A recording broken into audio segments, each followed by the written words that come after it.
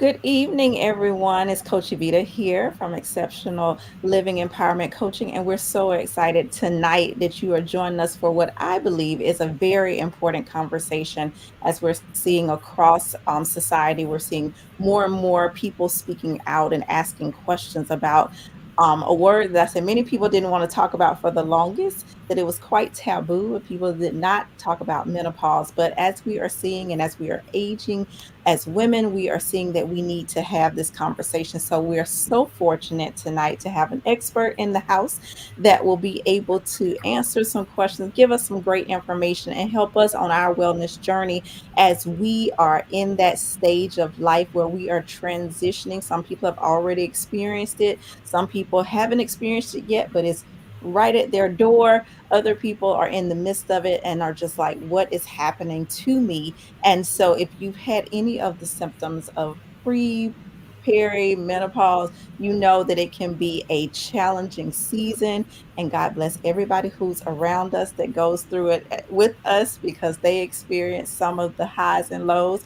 But we want to make sure that we are informed because the only way we can truly take care of our health is if we have the proper information. And so, I believe on tonight we will have that proper information, and so I'm so pleased tonight to introduce our guest for tonight, Dr. Andrea Christian Parks. And so I want to give you a little bit about her bio, and then she can tell us what she wants to tell us about herself, and we'll jump into our questions for tonight. So we are so excited to have Dr. Parks with us tonight. Dr. Christian Parks is a board certified obstetrician gynecologist with 20 years of clinical experience and a board certification in lifestyle medicine. She specializes in helping women of faith find peace in their relationship with food through their relationship with God by showing them that God's design of the body is perfect and that learning to follow his design and guidance leads to health, wholeness, and the right weight for the body. Dr. Christian Parks is the creator of the blog A Journey to Wholeness and a YouTube channel where she teaches faith based weight loss mindset, meditation, and mindfulness. Additionally, she is the author of Wonderfully Made, a Christian sexual education curriculum, and a recognized speaker advocate for breastfeeding mothers. She is the wife to the love of her life and is the mother of four incredible children. And when she's not working, you can find her curled up with a good book or in her peaceful place out walking amongst the trees. So please help me on tonight. Welcome our special guest, Dr. Andrea Christian Parks. Welcome tonight. Thank you. Thank you so much for having me. I know we give those great bios, but why don't we start first with you telling us a little bit about yourself, how you actually got into obstetrics gynecology, what made this be a passion for you, and especially moving into your weight loss mindset and your coaching and ministry to women. Wow. It's been a very long journey. Actually, my mother says that I was 5 years old when I said I wanted to be a doctor. And so I don't know if I knew what that really meant. I just had some people in my life who I want to do what they do. And so never changed my mind all the way through. And, I became an obstetrician gynecologist because I really liked taking care of women. I really enjoyed taking care of female patients better than male patients. And I like surgery. So obstetricians and gynecologists do surgery. And so we get to do a little bit of everything. And I love that. I love that it was never one thing. Every day was different. And some was having babies, some was major surgery, some was office time, seeing people you see year after year. And so I did that for 16 years. And, I went through my own personal transformation Hmm.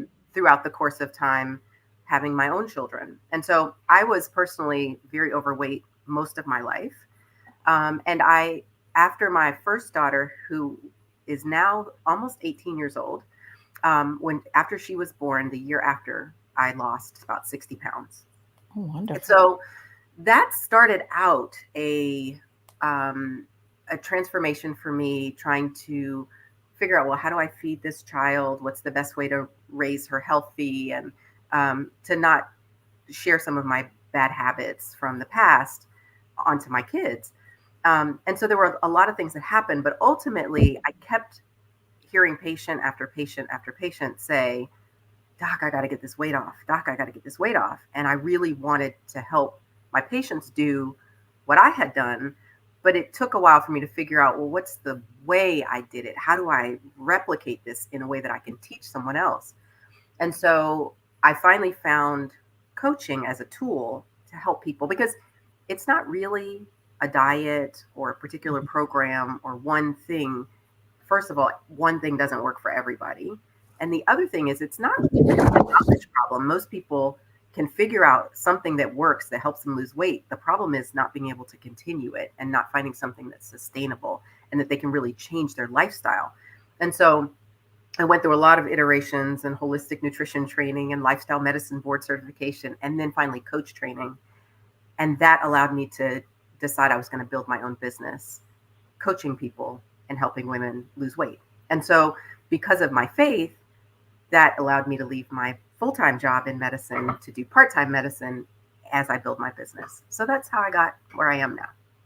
Wonderful. We need more doctors like you that actually are so excited about helping their patients, because sometimes you go through the process and it's like, they're on that clock and you're like, okay, but I have bigger issues. But when you can hear your passion for what you do, and I think that is just admirable, especially as we see medicine evolving and more people having bigger issues and not having enough people who are really patient oriented.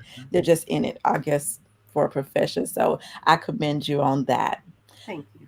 Well, we are going to jump into this subject matter of, I think it's still a taboo. I think some people still feel like they can't really talk about it. We're seeing more people step into that water, but I feel like there's still um, some hesitancy, and especially even doctors not knowing. I know I've talked to my doctor about it, and he's looking at me like deer in headlights sometimes. So, what exactly is this pre, peri, and menopause thing that happens to women?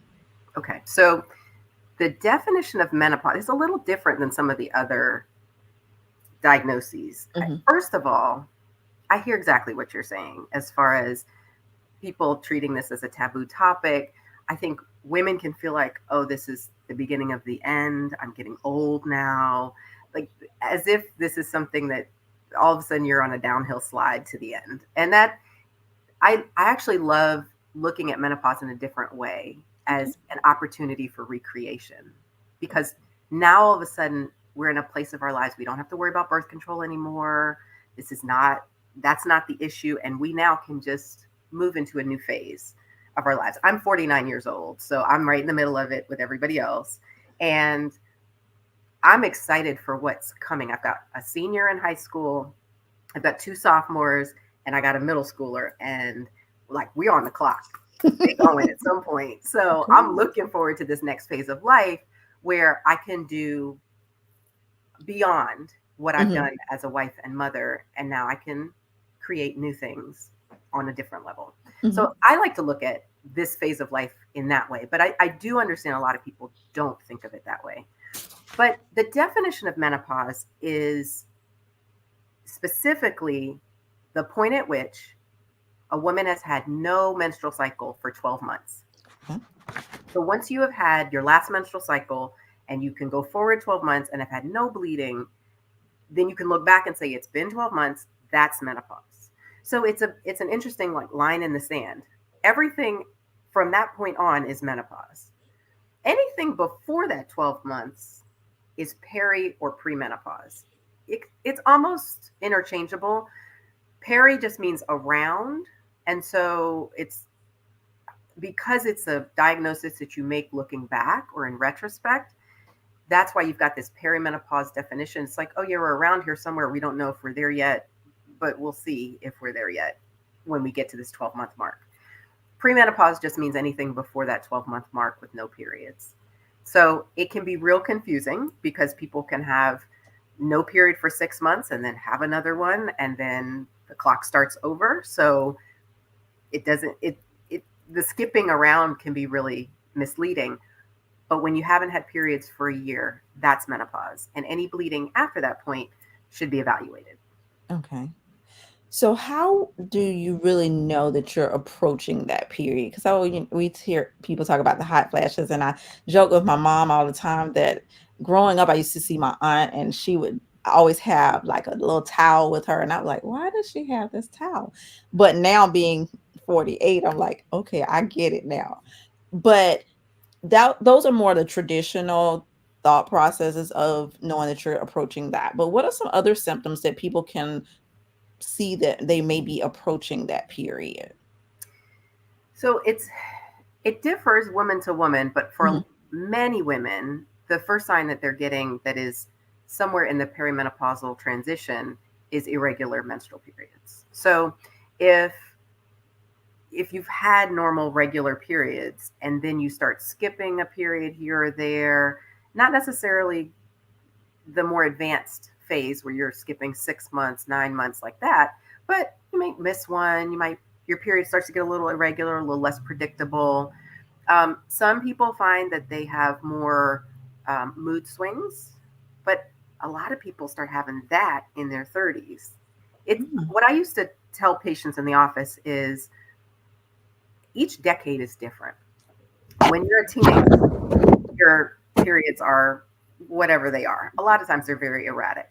And then the 20s, things tend to be a little bit more regular and predictable. And I'm excluding people who have menstrual situations that are Mhm. different, like PCOS and things like that. But the 20s are one kind of cycle. And then the 30s tend to get a little different. People are having babies. Sometimes their periods get heavier. Sometimes they have other issues going on. And then you get into the 40s, and the 40s is often when people start to make some of this transition.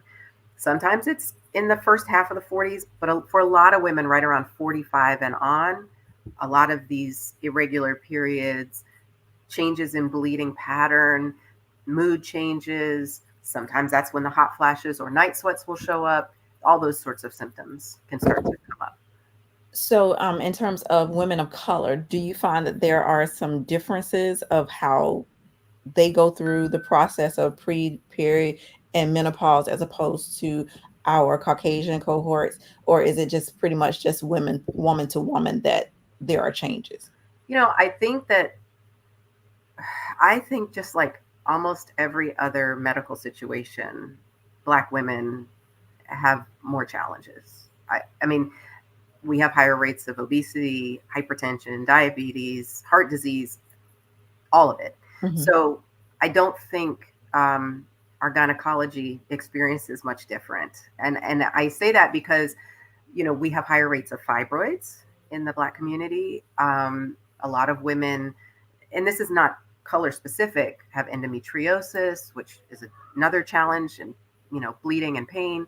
And so I think the issue of how Black women experience menopause is complicated by a couple of things. Okay. Yes, there's the GYN things that can make the bleeding and sometimes pain more challenging Mhm. as we go closer to menopause. Also, there's we have different social and environmental factors, stresses. A lot of us are leading our households, and that's its own Mhm. stress. We live in a society that we experience a lot of microaggressions. That changes how we engage in our daily life, and I think that can amplify the symptoms of menopause. I also think because, like you were saying earlier, this issue of menopause being more of a taboo topic, we come out of a culture that didn't discuss this. Mhm. And I can't tell you how many patients would come in and say, Doc, I feel like I'm losing my mind. And they would describe their symptoms, and I would say, no, you're not. That's absolutely right. And if you check labs, you're still having periods, they're all going to say everything's normal. And then you're really going to think you're crazy, but you're not. And this is absolutely what woman after woman after woman experiences. So I think not having that um, ability to talk to someone who went ahead of us and normalize the process makes a really big difference. There's actually studies that have been done around menopause and the menopause transition and comparing what women in the United States experience versus in other cultures and other countries, where women in these other societies are centered, are celebrated in this phase of their lives, where they are given more of a position of honor in this phase of their lives. and their experience of the menopause transition is very, very different. Hmm. And so I think that's something that we don't we haven't owned that yet. And so if we can move to that place, I think it will change some of how we experience the menopause transition, aside from a lot of the pain and the bleeding issues and fibroids and things like that that complicate it. It sounds like you just gave us a reason to have a party. Yeah, definitely. Something to Celebrate. celebrate. But one of the things I think is you just brought up was that conversation in the doctor's office. Hmm. A lot of us don't know how to talk to our doctors. For instance, my doctor is a man and he is also Caucasian. So that causes some challenges at times.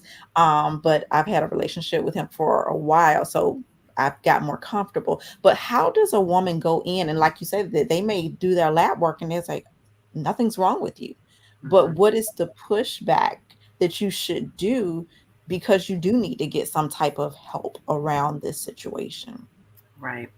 Well, I came from a group that had, it was a large multi-specialty group, and there were a lot of choices. And so people could find, I think, someone that they wanted to work with. I think everybody isn't for everybody. Mhm, And there were patients who would love one of my partners and then would hate one of my partners to be the same partner. So sometimes, and it's I recognize it's really hard to do this because you've got to make an appointment, you've got to basically interview the doctor, and then you've got to start over if you don't like working with them, and that can take a lot of time. mhm, But I think it really is important to have a partnership with someone you feel like you can explain what you're experiencing, that you feel like listens to you, and that you feel like when you ask questions, they're going to answer you. I remember having discussions with patients who would just come in and say, I just want my labs done. And I would ask why. And they would say, oh, because I feel like I'm in menopause or I'm perimenopausal and I just want to check. And then I had a choice to make. And the encouragement from the organization I worked with was just do the labs, just go ahead and order them. And then I felt like that was just pushing the conversation down the road because mhm, I knew what was going to happen. The labs were going to be normal. And then the patient was going to ask me, well, why? Why do I feel like this? But I could tell you right now, if we take a couple of minutes and have a conversation, let me answer the question you're really asking, which is, why do I feel like this? And the labs aren't going to tell you that a lot of times. In gynecology, the hormonal tests, estrogen, follicle stimulating hormone, progesterone, all those labs don't become abnormal until you're very close to menopause. And so you can be experiencing symptoms and still have normal labs for quite some time. And so when I'd explain that to patients, that would help a lot. But I think sometimes because doctors' schedules are really packed, especially when you find someone you really like, they tend mhm. to be popular and they're rushing. And a lot of times they don't take the time. So when you find someone who's good and will take the time, that's someone to stick with if you can. When you mentioned that you may not see your labs change until you get closer, Hmm. we see now that there are these tests that you can take, that you can order off Amazon and what have you.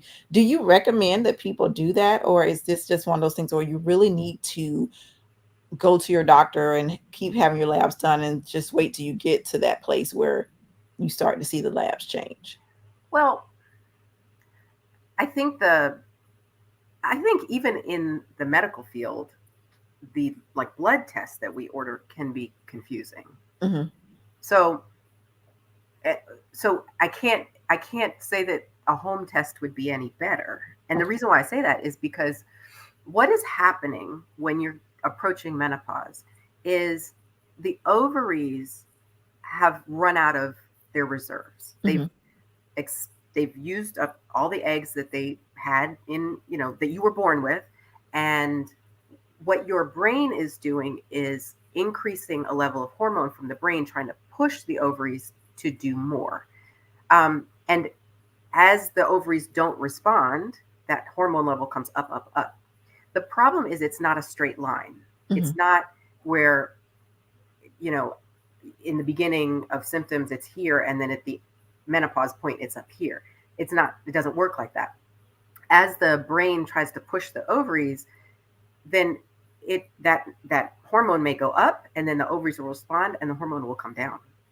And so you've got this kind of up, down, up, down, up. So it depends where you check it, when you check it, how many months it's been since you had a period. It like up, down. And so it's very hard to know until that number is actually quite high. Mm-hmm. And that's when you get the positive test.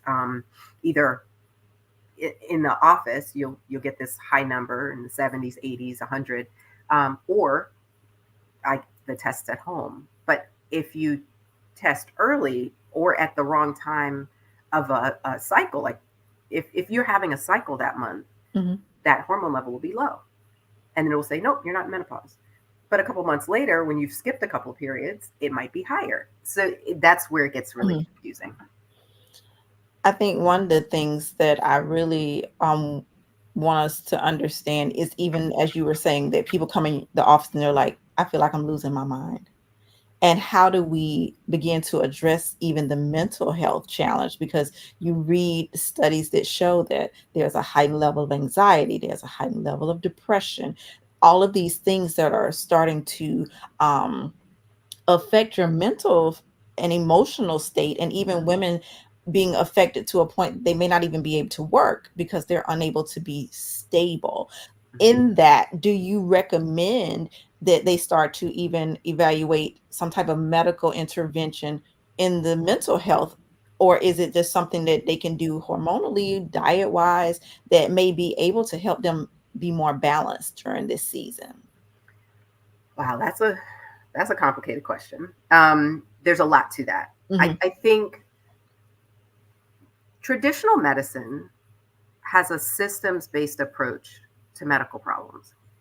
You come in with the symptoms you describe. Our job as physicians is to make the diagnosis and prescribe the correct medication. However, this is not that simple because, as you point to, there's a lot of life that is involved in how people experience this transition. I think it's first important to recognize there is a very clear connection between the mind and the body and the spirit. And when those things are not they're not connected, they're not aligned, things don't go very well. So when the body is experiencing these symptoms and the mind is not clear what's happening, or this is normal, it's okay, or no, things are not okay, we need to address this, things are out of sync. And Hmm. it's very hard to fix with, let me just give you a prescription. There are some people who, you know, are feeling a lot of the what we call vasomotor symptoms, the hot flashes, the night sweats, that sort of thing. And when you give hormone replacement therapy for those people, that solves a lot of the problem. Now, is that the only option? No. But for a lot of people, that's the right treatment. Having said that, though, at the same time, remember, women who are in their later 40s, early 50s often have either teenage children or young adult children, a career, they are taking care of aging parents. There's a lot of things happening all at the same time, and they're personally going through this transition. And all of that happening at the same time, I think deserves a lot more respect, but also attention. And Hmm. so I think a multi system approach is actually the right one. I think all of us could probably use therapy, a coach, other support to be getting the help that we need, both to manage life and also the medical situations we're dealing with. So for some women, the menopausal or perimenopausal symptoms are on top of other medical problems and other life issues. So I don't think there's a one shot kind of fix for menopause. There are a lot of people who hormone replacement is a godsend for them. But I don't think that's the only answer or the right answer for everybody. It's interesting that you're seeing that there is a championing of HRT now, Mhm. whereas it used to be that, oh, it causes cancer, people shouldn't get on it. And so now I'm starting to see that there are more menopause specialists or menopause coaches who are physicians who are saying, women need to get on this. What has been your experience with people being able to even wrap their minds around that this is an option for them? Because you do have people who are like, oh, don't get on any kind of medication, it's going to throw your system off and this type thing. But it could be helping somebody who is really in the throes of this situation and they need to be balanced out. So I'd be interested to hear how you feel about this from your medical standpoint now that we're seeing a more reception towards it. Yeah, I think the confusion, I want to clear that part up because I think it's very hard for people to understand when we as medical people say, "Oh, no, no, no, don't do that. This is dangerous." And then we say something else 10 years, 15, 20 years later. But there's a reason for why this happened this way. So originally the studies that came out over at this point about 20 years ago, the Women's Health Initiative study, and not to belabor it or make it real complicated, but it was a study designed to take hormone replacement and give it to women to see if they could prevent heart attacks in women who were menopausal. Because we know that for women, the rates of heart disease and heart attacks and strokes and things happen lower before menopause and then increase to the same level as for men after menopause. Okay. So this was a study that was done really by cardiologists. So what they figured out, and they stopped the study early, and that always gets people's attention. It was a huge study. And what they decided was no, no, no, this is actually not preventing heart attacks. It's actually associated with heart attacks. Here's the problem. The problem was they took this big group of postmenopausal women who went up into their 70s in this study. A big group of these women already had pre-existing heart disease and other things that made them have the risk for heart attacks, stroke, blood clots, all the things that we talked about as risks for Mhm. using hormone replacement therapy. So when you start to break it down, and for years, every year since the Women's Health Initiative study, that study has been picked apart and torn apart and broken into smaller groups and looked at. And what the data says at this point is that the people who are most helped, this is the good news, the people that are most helped and actually have some benefit to protect them against heart disease are women who are going through the perimenopausal transition, somewhere around the 5 or 6 years surrounding menopause, which is great news if you're having terrible hot flashes, night sweats, you can't sleep, you can't function, and you haven't stopped having your period yet. You could be on hormone replacement going into menopause and then maintain it through about 5 or 6 years after actual menopause happens. So for people who are really suffering, that's really good news because it doesn't increase your risk of heart attack, stroke, blood clots, etc. There are some people who there needs to be some care taken about that, especially if you have pre-existing heart disease or hypertension, high blood pressure, or other medical problems. So you definitely should discuss this with your doctor. But if you're in that age group, that's actually the people who this helps the most. Mhm. What's the downside? The downside is if you're having a lot of trouble with symptoms and you're taking hormone replacement, and then we get to 5 or 6 years after menopause, and we tell you now's time to start tapering this medication and come off of it, some people will come off very easily, but some people will not. And then we've got to kind of very slowly taper off and backpedal so that you don't come back to exactly where you were before with lots of terrible hot flashes. And I will say there's a small group of people who really struggle and really have a very hard time coming off of hormone replacement. So for those are people who on a yearly basis, we have a conversation about risks and benefits, and then we decide whether it's something we want to continue or not. But I think it's something that we can really consider much more easily with a lot less worry than we used to have, where there was a point in my career where everybody who walked in, oh, no, no, no, no, I don't want that. That's dangerous. I don't want it. And Mhm. then now it's very different. So it is something that you would eventually come off though. Because I was watching a program and somebody was like, I'm gonna be on it for the rest of my life. And I was like, No, that's how they did my grandmother back in the day. She was mhm. on estrogen for, I mean, I don't know when she stopped her estrogen, honestly, but no, somewhere around 5 years, 5, 6 years after menopause is when we recommend coming off, tapering, and stopping the medication because we think the protective benefit for the heart is not there anymore and that some of the risks start to rise. We do really encourage people to be off of hormone replacement therapy by around 60. Okay.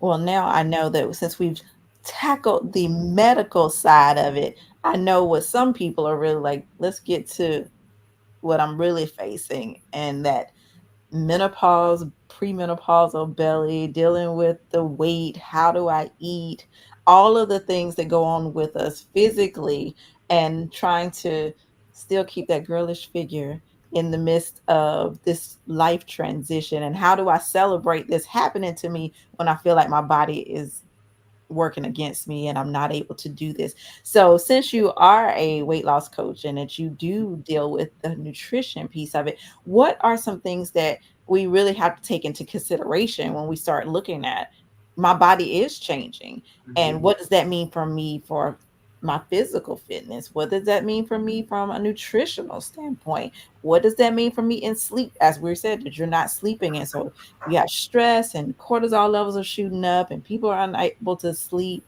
And so your body is just almost in a train wreck, but you want to be in your healthiest version. So let's talk about first the diet of a woman who is approaching and one who's in.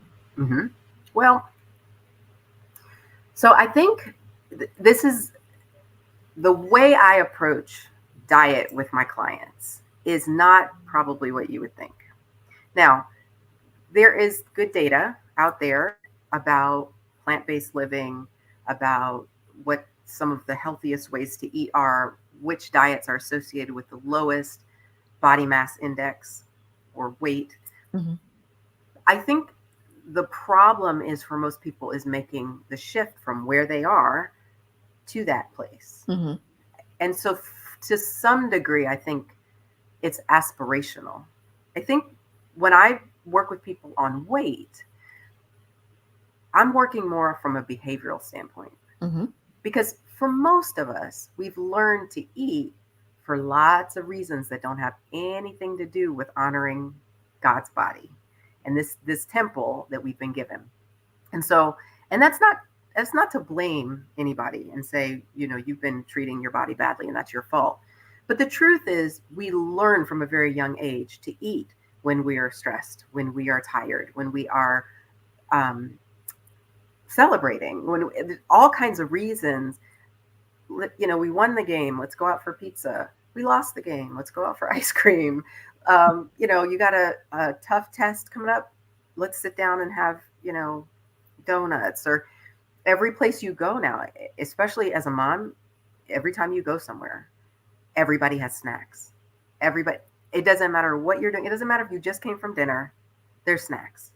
Why are we eating when we're not hungry? And so we've learned that behavior for so long, and we learn it to treat uncomfortable emotions. And so when we are stressed or distracted or bored or whatever, we're used to eating mhm, to make that feeling go away. And so a lot of the work I do with my clients is to get back to a place where it's the 2-year-old eater kind of model. Have you ever tried to force feed a 2-year-old? it's You not gonna. can't do it. It's not possible. So what happens is they know when they're hungry, they eat, and then they stop eating. And so what we want to get back to, and it's not about just treating food as fuel and it doesn't, you're not supposed to enjoy your food, not at all. But when you eat, it needs to be from a place of hunger. And we stop when we're comfortably full, not Mhm, when we're stuffed, not when we need to change and put on the stretchy pants, not when we need to lay down, not when we got the itis. No, we need to just stop when we're comfortably full. And so that's a big paradigm shift for most people. And for the work I do with people, it's much easier to take them from what they're eating now, as far as quantity, and shift that to how they're eating that food. And then we move on to improving the actual quality of the food. I think some people can be very motivated to make those changes, and you see it all the time when people get into juicing or mhm. into raw food diets or whatever.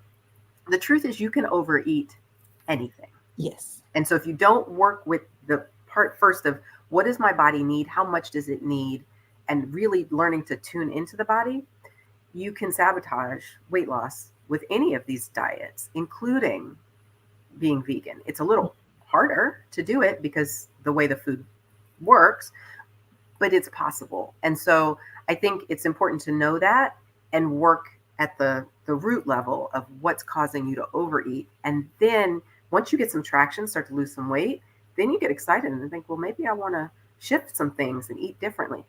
And I will say for sure, for women who are really dealing with a lot of trouble with menopause and the menopausal symptoms, a plant-based diet is actually helpful for some of those symptoms. Mhm. Some of the meats and the dairy and that sort of thing actually can increase the amount of symptoms that some people have. So, but it's very hard to just drop the way you eat Right. without any preparation, any support, any middle ground to make that to make it stick. And that's what I find frustrates people. They'll upend their lives, and then 3 weeks later, they can't sustain it. Life happens, and they're back to their other routine because they haven't figured out how to shift little by little. So that's the work that I end up usually doing with people. But I do think there are diets that will be more helpful and more healthful, but I don't do 0 to 60 because I want it to be sustainable forever. I totally agree with you. I think, it's definitely a mindset shift. And I often tell people it's like when you watch an episode of My 600-Pound Life, there's a reason why they want you to go to therapy because there's a shift of your mindset that has to Mm-hmm. happen because you have been living in this body. Right. So you've been feeding this body and you've been behaving in certain ways. Now you have to learn a new set of tools because you're not going to be that person. Right.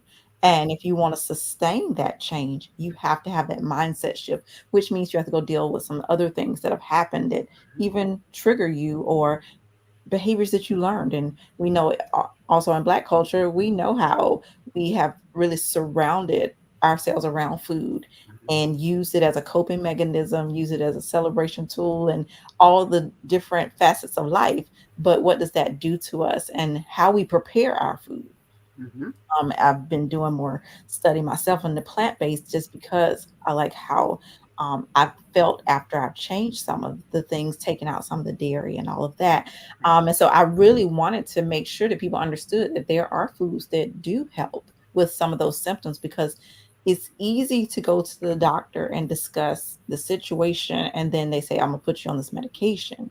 Mm-hmm. But what about if you change your diet and some of those foods help to lessen reducing the caffeine and taking out the dairy, removing some of the inflammation? So I wanted to let you speak to that because I know that is an area that you're passionate about as well. And so I think there are women who really we haven't really had that conversation. We're just Mm-hmm. now starting to see the evolution of plant-based, and there's been a lot of talk about inflammation, um, Mm-hmm. and dealing with the cortisol levels causing the belly fat, and how do we deal with those type things. So I definitely would love for you to speak to those issues because I know a lot of people see that. It's like that fat starts to accumulate right there in the middle, and you're like, my clothes don't fit like they used to. And we don't understand the inflammation that takes place in the body and how that starts to affect that area as well.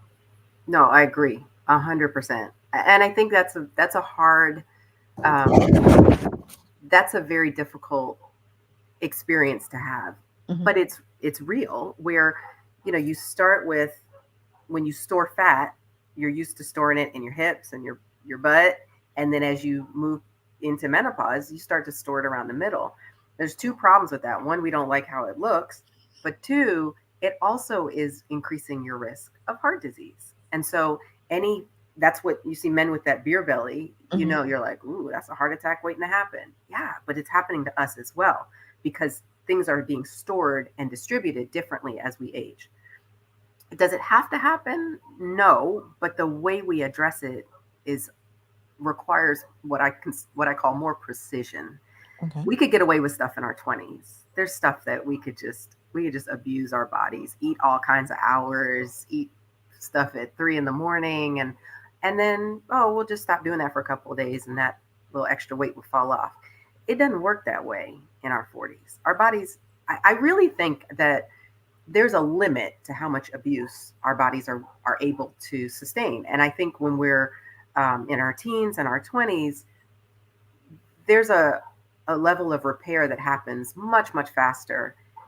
But the level of toxicity that we give over the years, it just starts to stack up. And in our 30s and 40s, we start to see it.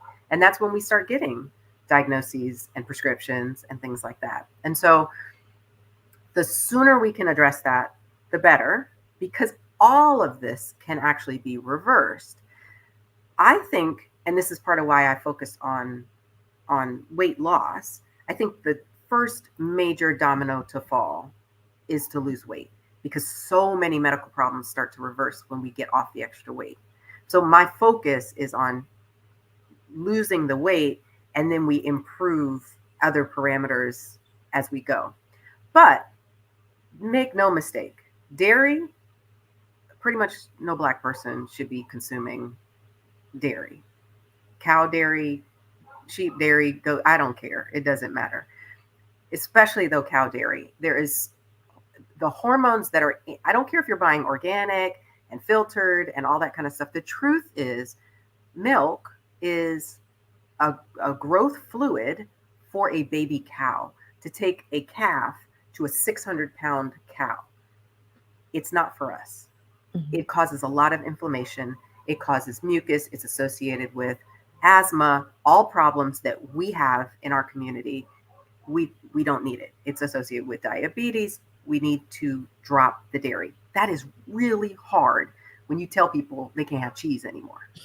Nobody likes hearing that. And I'm sorry to say it, but it's the truth.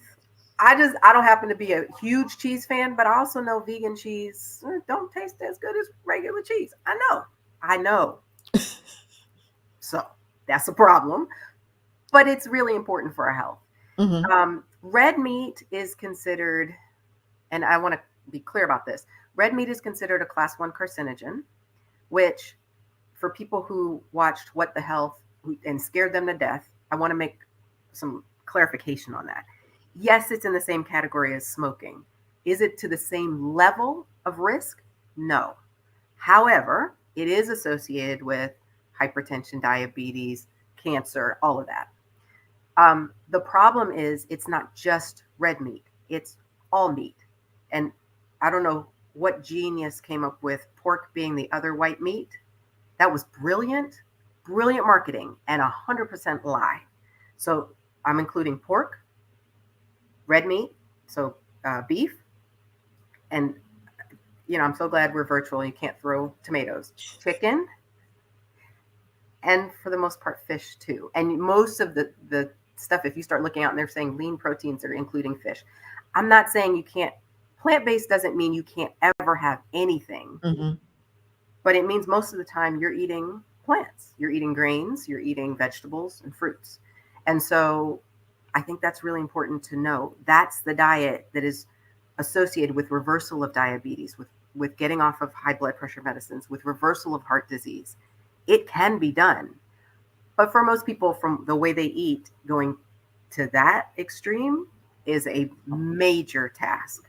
It can be done, but I think for most people, it needs to be done in a stepwise fashion. Mhm. Um, but and the way I help people do that is they start by trying out one plant-based recipe at a time until that's part of your routine. On my website, I had a black lentil chili recipe, and the spices are amazing. No, it's not ground beef and sausage, but the flavor of the chili is delicious. And so if you can swap that into your routine and you throw it in your instant pot or whatever, and that becomes one of your go-to meals, then it's literally a dump and stir, push the button, walk away, come back and serve. And so if you can start to replace your go-to, I pick up a chicken at the grocery store, I pick up something on the way home, and you start replacing it with those sorts of recipes, eventually you can move to a place where most of your diet is plant-based. And it just Mhm. takes getting that in the routine so that that is how you eat and that's how you live. And then you work with it when you go out. And places are coming up with more and more options when you're out and about. Yes. And so it's easier to work with that. I do want to say one thing, because we are talking about menopause. And Mhm. since I'm saying things that are hard anyway, I'll just add a little bit, sprinkle on top. Because my patients used to hate when I'd say this, but I would say it anyway because they needed to know. There are a group of things that will worsen hot flashes, and I don't think people always know that that's, some people will notice immediately when they consume these foods, but the things that can tend to drive frequency of hot flashes will be processed foods, which includes sugar. Nobody likes hearing that. Sugar is a bad one. Alcohol and spicy foods. Now, I love spicy. I love hot sauce on everything. I like to, put the crushed red pepper in soups and stews and all the things. So that's a hard one. And, if you want to have a glass of wine, that's a hard one to give up. But the truth is, if you're having hot flashes, you will know immediately. If you have a glass of wine, you'll start having hot flashes. So Mm. for a lot of people, if they can stop that, they'll notice less of the hot flashes. And that's a big deal, especially when you're not sleeping. And that's interesting because you see that like the Mediterranean, and then there was the studies that came out that was like, oh, you can have a glass of red wine and it's good for your heart and all these. But then it's like, oh, well, you don't want to have that issue with a hot flash because you had the alcohol. Yeah, the truth is, and this is unpopular, that that whole discussion about red wine and heart benefits and all that kind of stuff, Mhm. it's a reductive discussion. The issue is there's a chemical called resveratrol, and the thought was that component of red wine is associated with heart health.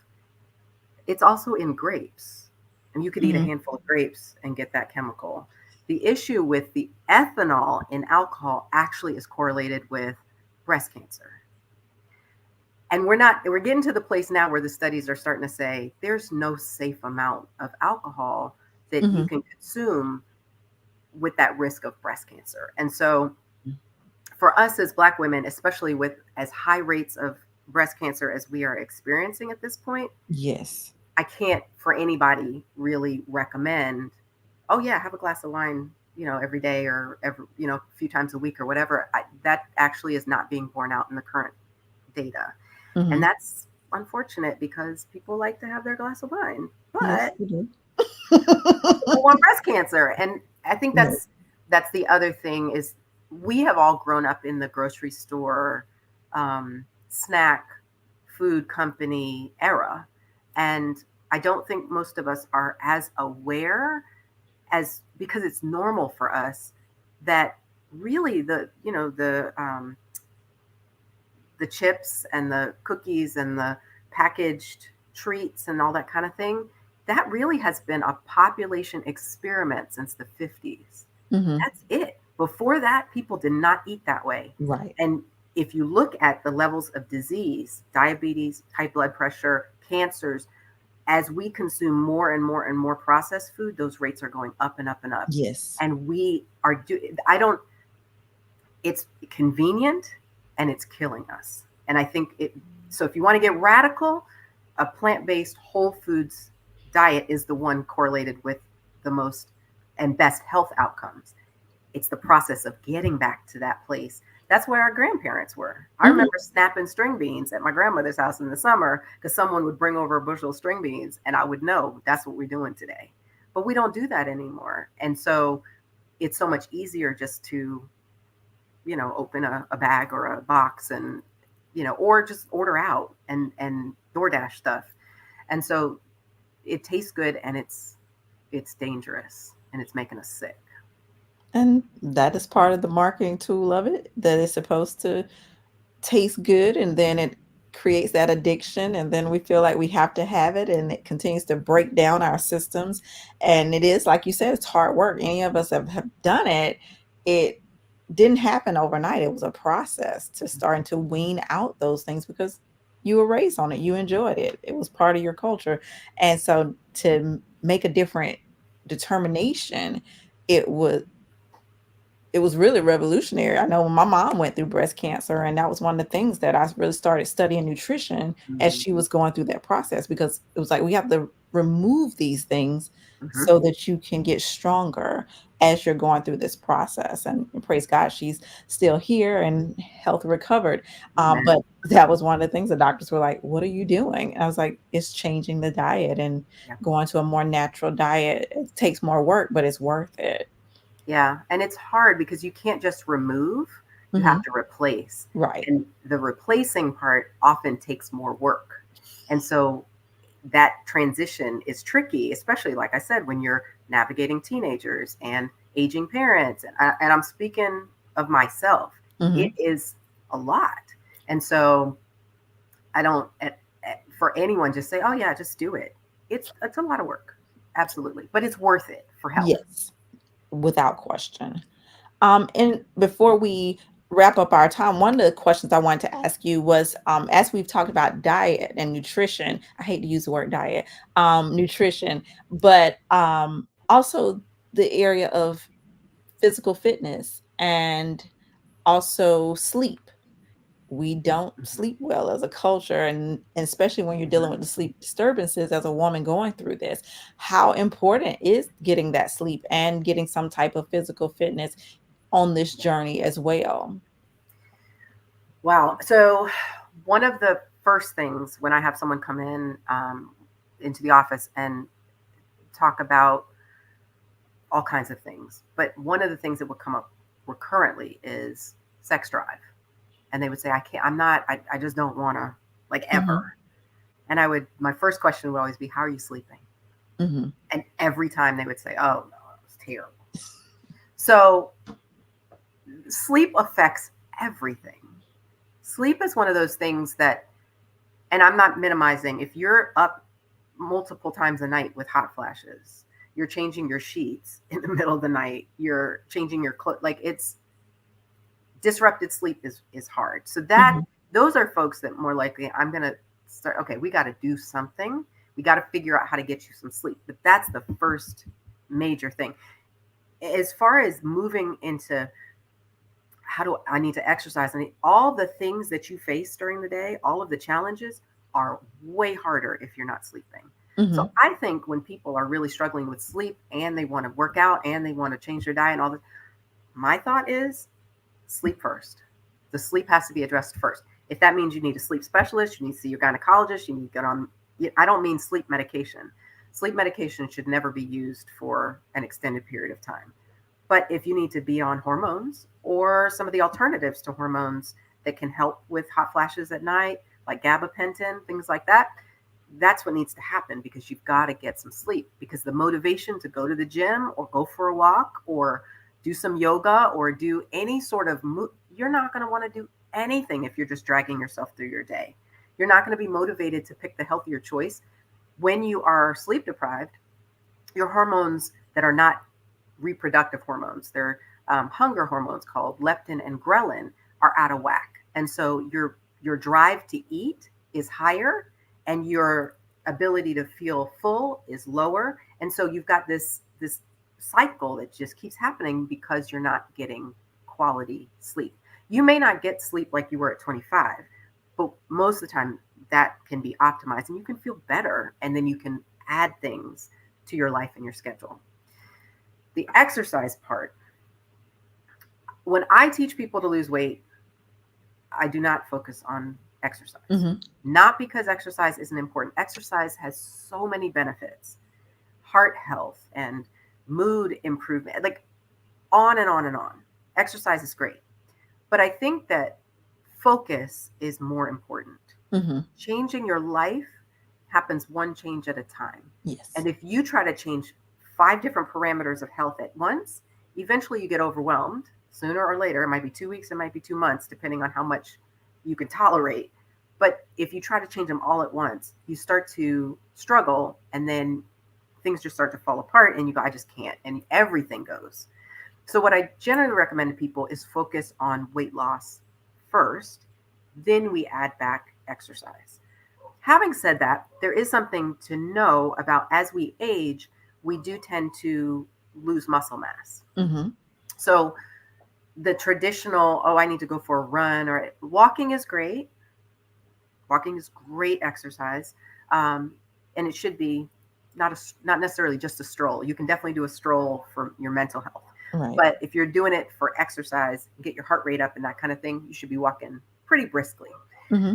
But also, weight training is really important to try to hold on to the muscle mass you have and hopefully gain some, because over time you want to be able to, as you age well. You want to be Hmm. able to get up off the toilet by yourself. You don't want to lift on your toilet. You want to be able to get up and down from your chair. You want to be able to squat down. You want to be able to bend over and get things. And all of that starts to be compromised as you age if you don't have muscle mass. Hmm. So, age related sarcopenia or loss of muscle is a real thing. Every decade, you start losing muscle. So if you can add in some weights, some free weights, I'm not talking you necessarily have to have a gym membership, but lifting weights and doing some things to fatigue the muscles, to cause them to break down a little bit so they have to build themselves back up, is really important as we age through this kind of transition and beyond. Wonderful. And those who have been with me over the last 6 weeks know we've been talking about the strength training. So it's definitely something that I really advocate for. I do it myself, and Mhm. have seen the benefits. And as you say, you don't want to get older and unable to take care of yourself and just regular daily tasks, going up and down a flight of steps, playing with the grandchildren, what have you. So you definitely want to put that in. I think we have just I am so grateful for this conversation on tonight because I know that there are so many people I have talked to friends who have been like, my mom never told me anything. My mom had a hysterectomy. She said that was it. And being one who was able to see my mother go through it, Mhm. understanding the necessity of having that conversation, I think so many women need this information. Before we conclude on tonight, what would you say would be those top, I always like to say top three things that women need to keep at the forefront, and especially usually it's about this time of year when people are starting to make their doctor's appointments and finish the Mhm. year strong, as they say. And if you're getting ready to see your gynecologist, what would be some of those things that you really want to keep at the forefront as you go to that visit? Well, I think if you're making a checkup sort of visit, if you have some significant concerns, like you're having a lot of trouble with your period or you're having a lot of trouble with menopausal symptoms, I would encourage you actually to make two appointments. Let them do your wellness check by itself and give the other issue the time it deserves to really focus because you want to make some progress. I would do it that way. Um, as far as like big things to focus on, I think overall health is important, but I'm not sure you'll get that necessarily at your gynecologist's office. Um, you might really consider seeing both your internist and your gynecologist and seeing them and looking at different Hmm. areas of health because as an internist, they are thinking about and focusing on things that are a little different than your gynecologist is. And they can work together, but they can work side by side as well and both be looking at your health and well-being. I think it's really important that we start to think, what is it I can do and that I'm willing to do to get well? And that's the question. Hmm. What, we can go to the doctor, we can get prescriptions, and we can kind of keep going as we are, or we can do things to try to really get well. Not Jesus asked us that. Like, yes, the Yeah. guy, do you want to get well? But if you want to get well, this is the way I would kind of check with people when they'd come talk to me. And I'd want to ask, like, what are you willing to do? Hmm. Because if you're not willing to do a lot of work to really change your life as far as how you eat and how you live, then getting well, it probably isn't what's going to happen. You're going to maintain, hopefully, as long as possible, Hmm. but you won't really get better. And Right. so I think the most important thing is your mindset and your willingness to put in the work. You'll find the people who align with you and can help you move the way you want. You want to lose weight, you want to start getting active, whatever it is that you want to do. But I do think, just because I've seen the reversal, even in my own labs, my own health and well being, when I lost weight, the weight I think comes first. Hmm. So some people will do that. with a coach like me. Some people will do that with, or like you, or someone who specializes in weight loss in another way.